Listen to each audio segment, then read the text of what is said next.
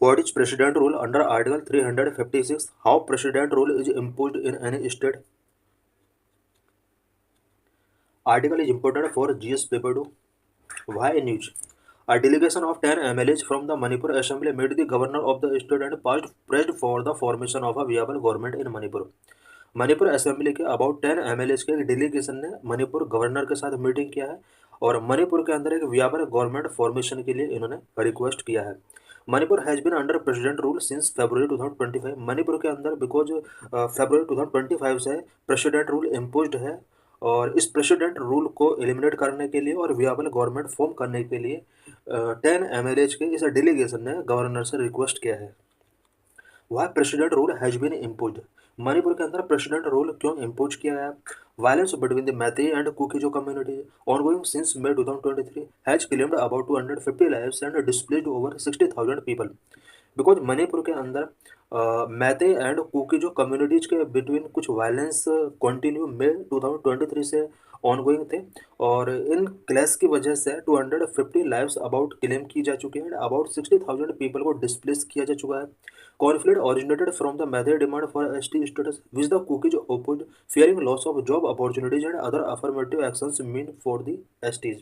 Conflict इसलिए originate होते हैं बिकॉज मेतेई कम्युनिटी के पीपल ने अपने आप को एसटी स्टेटस गिवन करने के लिए यहाँ पर डिमांड की, बट कुकीज कम्युनिटी के लोगों ने इसको अपोज किया। कुकीज कम्युनिटी ने यहाँ पर अपोज इसलिए किया बिकॉज उन्हें जॉब अपॉर्चुनिटीज लॉस होने का फियर था एंड इन्हें जो भी अदर एज ए एसटी के तौर पर जो फैसिलिटीज़ इन्हें प्रोवाइड की जा रही थी वो फैसिलिटीज़ कम हो सकती थी।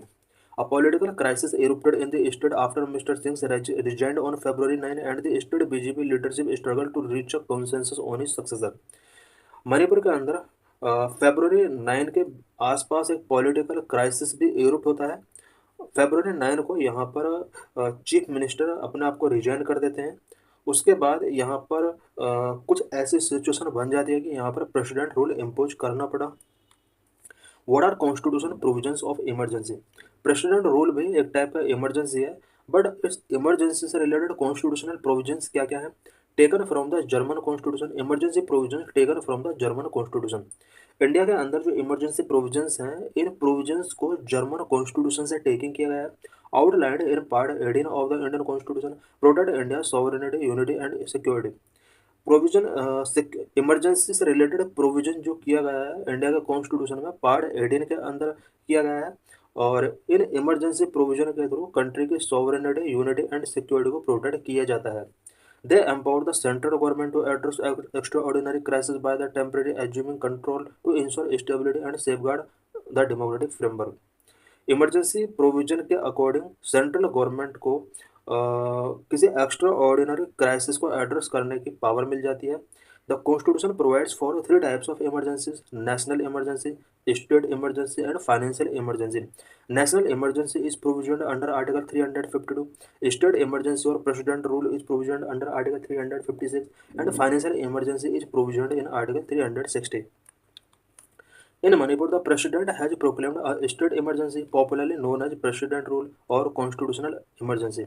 मणिपुर के अंदर प्रेसिडेंट ने स्टेट इमरजेंसी प्रोक्लेम किया which is also known as president rule और constitutional emergency by exercising powers under article 356। 356 के अकॉर्डिंग प्रेसिडेंट ने मणिपुर के अंदर प्रेसिडेंट रूल इम्पोज किया है। This fulfills the union's obligation under Article 355 to protect states against external aggression and internal disturbances. Union government को article 355 के under ये power मिली हुई है कि स्टेट यूनियन गवर्नमेंट अगर उसको लगता है कि किसी स्टेट के अंदर एक्सटर्नल एग्रेशन या फिर इंटरनल डिस्टर्बेंस क्रिएट हो चुका है, इस केस में यूनियन गवर्नमेंट प्रेसिडेंट रूल के लिए रिकमेंड कर सकती है। When a state's constitutional machinery fail due to non-performance or mal-performance, Article 356(1) empower the president to issue a proclamation. अगर किसी स्टेट के अंदर कॉन्स्टिट्यूशनल मशीनरी फेलियर हो जाता है और ये जो फेलियर हो जाता है ये non performance and mal performance practice की वजह से अगर कॉन्स्टिट्यूशनल मशीनरी फेल होता है तो कॉन्स्टिट्यूशन के आर्टिकल 356(1) के अंदर प्रेसिडेंट को एम्पावर किया गया है कि वो प्रेसिडेंट रूल का प्रोक्लेमेशन कर सकता है। This effectively transfer all executive functions of the state to the central and legislative functions to the parliament while leaving the high court powers unaffected. किसी भी स्टेट के अंदर अगर प्रेसिडेंट रूल इम्पोज किया जाता है तो उस स्टेट के ऑल एग्जीक्यूटिव फंक्शंस को सेंटर के पास ट्रांसफ़र कर दिया जाता है एंड लेजिस्लेटिव फंक्शंस को पार्लियामेंट के बिफोर पास कर दिया जाता है, बट हाई कोर्ट की पावर अनअफेक्टेड रहती है। Additionally, Article 365 provide that if a state fail to comply with any union directions under constitutional provisions, the president may declare a constitutional emergency. Article 365 के अंदर ये प्रोविजन किया गया है कि अगर कोई स्टेट यूनियन डायरेक्शंस का कंप्लाई नहीं करता है, इस केस में प्रेसिडेंट कॉन्स्टिट्यूशनल इमरजेंसी उस स्टेट के अंदर डिक्लेयर कर सकता है। Proclamation must be laid before each house of parliament. As per Article 356, the proclamation must be laid before each house of parliament and unless approved by a simple majority in both houses, it ceases after 2 months. किसी भी state के अंदर अगर 356 के according president rule impose किया जाता है, parliament के बोथ हाउसेस के द्वारा इसको 2 मंथ के अंदर इसको पास होना चाहिए और सिंपल मेजोरिटी से इस प्रोक्लेमेशन को पास कराना होगा। अदरवाइज 2 मंथ के बाद जो प्रेसिडेंट रूल है वो स्टॉप हो जाएगा। Effective for 6 month. Once approved, it remains effective for 6 months from the proclamation date, with further 6 month extension requiring additional parliamentary approval. President rule one time 6 month के लिए continue रहता है। अगर इसको 6 मंथ से एक्सटेंड कराना है तो उसके लिए पार्लियामेंट्री अप्रूवल की नीड होती है। Renewable beyond 1 year is allowed only in two conditional conditions are met. Number one, an emergency has been declared in the country or any part of the state. Number two, if the election commission certifies that president rule is necessary due to difficulties in the conducting state elections. President rule को 1 year के beyond अगर continue करना है तो इसके लिए 2 cases given हैं, जिसमें पहला केस है कि अगर कंट्री के अंदर नेशनल इमरजेंसी है या फिर स्टेट के किसी पार्ट में इमरजेंसी है, उस केस में उस पर्टिकुलर स्टेट या एरिया के अंदर प्रेसिडेंट रूल को 1 ईयर के बाद एक्सटेंड किया जा सकता है। दूसरा केस, अगर इलेक्शन कमीशन को लगता है कि प्रेसिडेंट रूल अभी उस स्टेट के अंदर इम्पोज नहीं किया सकता बिकॉज इलेक्शन कंडक्टिंग करने में कोई डिफ़िकल्टीज उसको अगर फेस लगता है कि फेस करनी पड़ सकती है, तो इस केस में भी उस पर्टिकुलर स्टेट या एरिया के अंदर प्रेसिडेंट रूल को 1 ईयर के बियॉन्ड भी इंक्रीज किया जा सकता है। However in no case can the proclamation remain effective for more than 3 years. President rule को किसी भी कंडीशन में 3 ईयर से ज़्यादा कंटिन्यू करके नहीं रखा जा सकता। हाउ इज अ कॉन्स्टिट्यूशनल मसले different from a national emergency. Constitutional emergency national emergency से किस तरह डिफरेंस है। Article 352 govern the proclamation of a national emergency which has been invoked thrice. National emergency के लिए आर्टिकल 352 के अंदर प्रोविजन किए गए हैं और अभी तक कंट्री के अंदर 3 टाइम नेशनल इमरजेंसी इम्पोज किया गया है। Number 1 during the 1962 India China war. Number 2 1971 armed conflict with Pakistan. Number 3 in 1975 on grounds of internal disturbances. पहली बार इंडिया के अंदर नेशनल इमरजेंसी 1962 में इंडिया चाइना वॉर के ड्यूरिंग इम्पोज किया गया था। नंबर 2 1971 में India Pakistan conflict armed conflict जो हुआ था उस टाइम के ड्यूरिंग भी नेशनल इमरजेंसी इम्पोज की गई थी। एंड नंबर 3 1975 में इंटरनल डिस्टर्बेंस की वजह से नेशनल इमरजेंसी इंडिया के अंदर इम्पोज की गई थी। In 1975, then Prime Minister Indira Gandhi declared the emergency after the Allahabad High Court found her guilty of electoral malpractices and debarred her from holding any elected post. 1975 में prime minister Indira Gandhi ने national emergency declare किया था because Allahabad high court ने उन्हें electoral माल practice में guilty found किया था और इलाहाबाद हाई कोर्ट ने इंदिरा गांधी के लिए किसी भी इलेक्टेड पोस्ट को होल्डिंग करने से डिनाई किया था। Grounds for national emergency. Unlike a state emergency, national emergency is proclaimed if any part of the territory is threatened bye war, external aggression and armed rebellion. Country के किसी part या territory में अगर war, external aggression या armed rebellion जैसी situation या इससे related threatened period होते हैं, उस केस में नेशनल इमरजेंसी इम्पोज की जा सकती है। Safeguard to prevent misuse.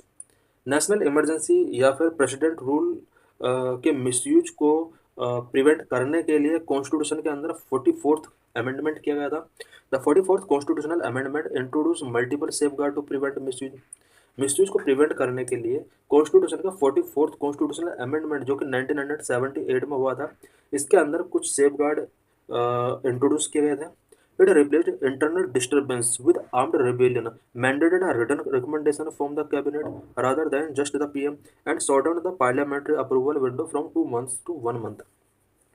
44th constitutional amendment के अंदर जो कुछ special safe guard measures taking किए गए थे, उनमें पहला था कि इंटरनल डिस्टर्बेंस की जगह इसको आर्म्ड रेबिलियन के साथ इसको रिप्लेस कर दिया गया। इट मीन्स नेशनल इमरजेंसी का जो ग्राउंड पहले था वो इंटरनल डिस्टर्बेंस भी एक ग्राउंड हुआ करता था, लेकिन अब यहाँ पर एक्सटर्नल एग्रेशन कंटिन्यू है। इंटरनल डिस्टर्बेंस को यहाँ पर रिमूव कर दिया गया है नेशनल इमरजेंसी के ग्राउंड के लिए, बट इंटरनल डिस्टर्बेंस की जगह अब यहाँ पर आर्म्ड रेबिलियन वर्ड यूज किया गया है। इससे पहले प्राइम मिनिस्टर अपने अकॉर्डिंग नेशनल इमरजेंसी इम्पोज करने के लिए डिसीजन टेकिंग कर सकता था, बट अब कैबिनेट के रिकमेंडेशन के बाद ही प्रेसिडेंट नेशनल इमरजेंसी डिक्लेयर कर सकता है। एंड इमरजेंसी डिक्लेयर होने के बाद पहले पार्लियामेंट्री अप्रूवल टाइम पीरियड जो था वो 2 मंथ था, बट इसको अब 1 मंथ कर दिया गया। It also clarified that Article 20 and 21 cannot be suspended, and that the President must revoke the proclamation if the Lok Sabha passes a resolution disapproving it.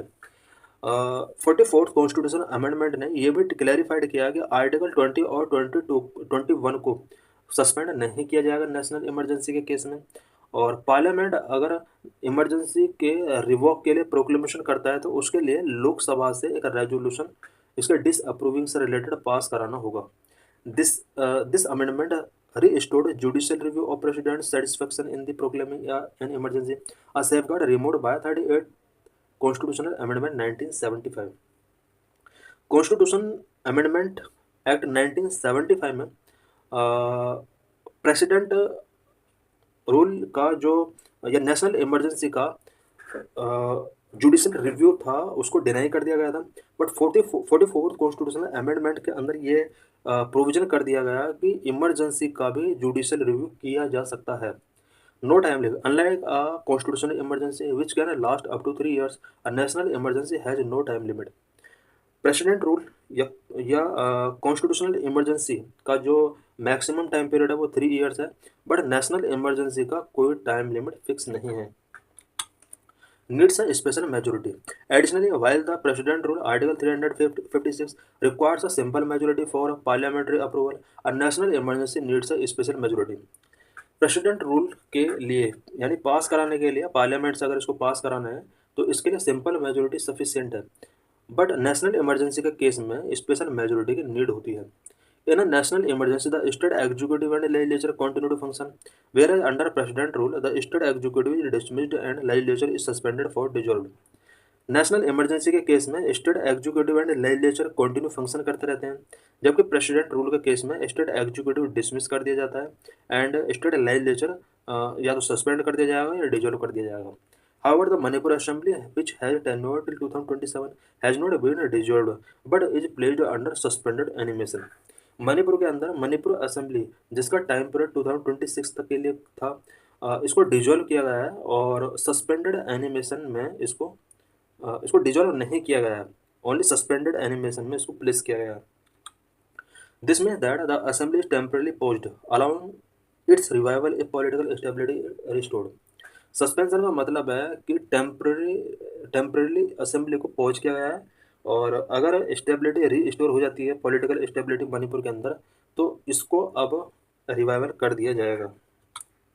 Dutch president rule affect fundamental right. क्या किसी state के अंदर अगर president rule impose किया जाता है क्या fundamental right affect होते हैं? President rule does not affect citizens fundamental right unlike a national emergency where under article 356 freedoms under article 19 become inoperative and the president may suspend other fundamental rights except article 20 and article 21। President rule के case में citizens के fundamental rights affect नहीं होते हैं जिस तरह से national emergency में होता है। नेशनल इमरजेंसी में आर्टिकल 358 के अंदर यहाँ पर एक प्रोविजन किया गया है कि आर्टिकल 19 जो कि इन ऑपरेटिव हो जाता है नेशनल इमरजेंसी के केस में। और नेशनल इमरजेंसी के केस में आर्टिकल 20 एंड 21 ऐसे आर्टिकल हैं जिनको सस्पेंड नहीं किया जा सकता। Under president rule the president acquire extraordinary power with the governor on her behalf administering the state with assistance from the chief secretary और advisors appointed by the president. President rule के under president को extraordinary power मिल जाती है state की, और governor के through या फिर चीफ सेक्रेटरी के थ्रू ये उस स्टेट को एडमिनिस्टर करता है। Additionally, Article 357 allow Parliament to confer legislative power on the President and authority delegations to another authority, while also giving the President power to sanction expenditure from the state's consolidated fund. Article 356 parliament को allow करता है कि वो president के लिए legislative power given करे जिस state के अंदर इमरजेंसी इम्पोज की गई है उस स्टेट की legislative power, specially president rule के केस में उस स्टेट की लेजिस्लेटिव पावर प्रेसिडेंट के पास आ जाती हैं, और उस स्टेट का जितना भी एक्सपेंसेस होंगे वो state consolidated fund of India से एक्सपेंड किए जाएंगे। How often president rule has been imposed, अभी तक प्रेसिडेंट रूल कितनी बार इम्पोज किया जा चुका है? तो doctor B R Ambedkar hoped it would remain a dead letter. Doctor B R Ambedkar का कहना था कि प्रेसिडेंट रूल का जो प्रोविजन है इसका कभी यूज नहीं किया जाएगा। 134 times across 29 states and UTs. President rule has been imposed nearly 134 times across 29 states and UTs since the Constitution took effect in 1950, reflecting its dual roles as both a crisis management tool and a political contentious measures. अभी तक India के 29 state and UTs के अंदर अभी तक about 134 times president rule impose किया जा चुका है, और 1950 से जब से कॉन्स्टिट्यूशन स्टार्ट हुआ है तब से 134 टाइम प्रेसिडेंट रूल इम्पोज हो चुका है, और इस तरह से इमरजेंसी क्राइसिस मैनेजमेंट टूल के तौर पर या पॉलिटिकल कंटेंटियस मेजर के तौर पर यूज किया जाता है। Punjab, the very first application of article 356 occurred in June 1951 in Punjab. सबसे पहले जून 1951 में प्रेसिडेंट रूल आर्टिकल 356 के अंदर जो प्रोविजन किया गया है इसका एप्लीकेशन या इसका यूज किया गया। Manipur is tied with UP for most frequent imposition of president rule at 10 each, driven by chronic political instability, with Manipur's latest imposition bringing its total 11. Manipur और यूपी ऐसे स्टेट हैं जहां पर most frequent time president rule impose किया गया है। दोनों में 10 टाइम प्रेसिडेंट रूल इम्पोज किया जा चुका है, बट मणिपुर के अंदर ये जो प्रेसिडेंट रूल है 11वां प्रेसिडेंट रूल है। The longest president rule in Manipur is lasted 2 years and 157 days। सबसे लॉन्ग प्रेसिडेंट रूल मणिपुर के अंदर रहा है 2 year 157 डेज तक कंटिन्यू यहाँ पर मणिपुर रूल रहा है। Jammu and Kashmir hold the record for the longest cumulative duration over 12 years due to militancy and separatist movement followed by Punjab and Puducherry. Jammu और कश्मीर के अंदर क्यूमुलेटिव लॉन्गेस्ट क्यूमुलेटिव ड्यूरेशन के लिए प्रेसिडेंट रूल इम्पोज किया है। What has the Supreme Court said about the use and misuse of President Rule? President rule के misuse and use से related supreme court का क्या कहना है? In the landmark S R Bommai versus union of India 1994 judgment, supreme court held that the president's power under Article 356 is conditional, not absolute, and that any proclamation is subject to judicial review. 1994 का SR Bommai versus union of India के landmark judgement में supreme court ने कहा था कि president rule article 356 के according impose किया जाना चाहिए, और प्रेसिडेंट के पास आर्टिकल 356 के अंडर जो पावर मिली हुई है वो एब्सोल्यूट नहीं है और जुडिशियल रिव्यू का ये पार्ट है। Both the supreme court and high court can strike it down if found mala fide और बेस्ड ऑन इरेलीवेंट और एक्सट्रेनियस ग्राउंड। सुप्रीम कोर्ट और हाई कोर्ट कोई भी इसको स्ट्राइक डाउन कर सकती है। The top court further clarified that the president cannot dissolve the assembly without parliament's approval, and that the center must first issue a warning notice to the erring state seeking an explanation. Top court ने यह भी clarify किया कि president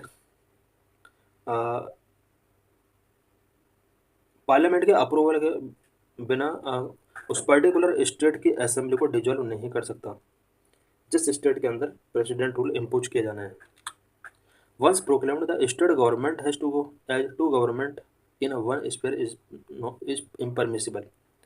state government के अगर एक बार president rule impose कर दिया जाता है, स्टेट गवर्नमेंट खत्म हो जाती है और इस केस में टू गवर्नमेंट कंटिन्यू वर्क नहीं कर सकते। Moreover the supreme court clarified that president rule must be involve only for breakdown of constitution machinery. Constitution machinery का अगर ब्रेकडाउन होता है उस केस में प्रेसिडेंट रूल इम्पोज किया जाना चाहिए। This is PYQ related to this article. Which of the following is are the exclusive power of Lok Sabha. Lok Sabha के क्या क्या पावर हैं इसमें। Select the correct answer using the code given below. The answer is B, two only. It means to pass a motion of no confidence against the council of minister. Council of ministers के against motion को, no confidence motion को पास कराना लोकसभा का एक exclusive power है। This is mains related question.